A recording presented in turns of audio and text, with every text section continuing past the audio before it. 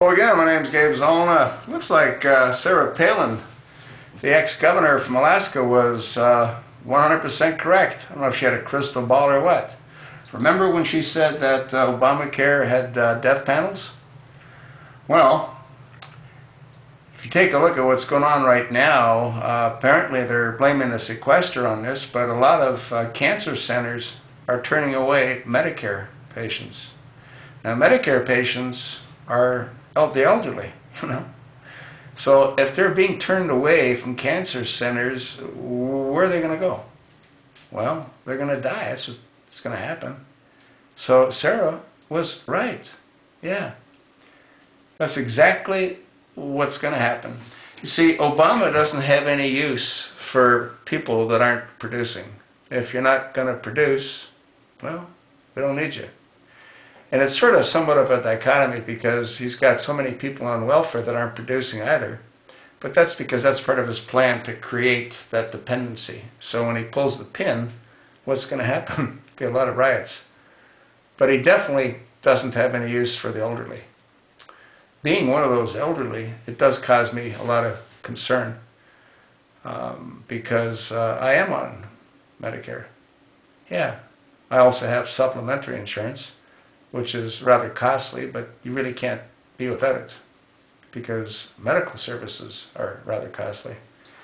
And I sort of feel sorry for those that don't have the funds necessary to purchase additional supplementary insurance, because when you have supplementary insurance, most medical centers and hospitals are more than pleased to have you come visit with them because they know they're going to get paid a lot of money for the services they provide.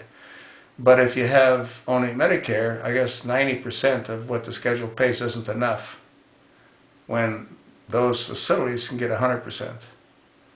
So now I don't see how they're blaming the sequestration. I don't see how that affects medical centers or cancer centers. But hey, you know, it all rolls downhill.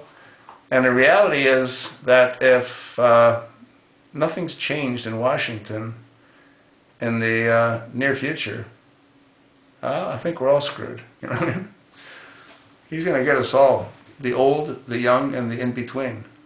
You know, I get a real laugh, but it really isn't funny, out of Obama when he talks about the children. You know, they got this kick going that if they control guns and if they save but one life, it's worth it.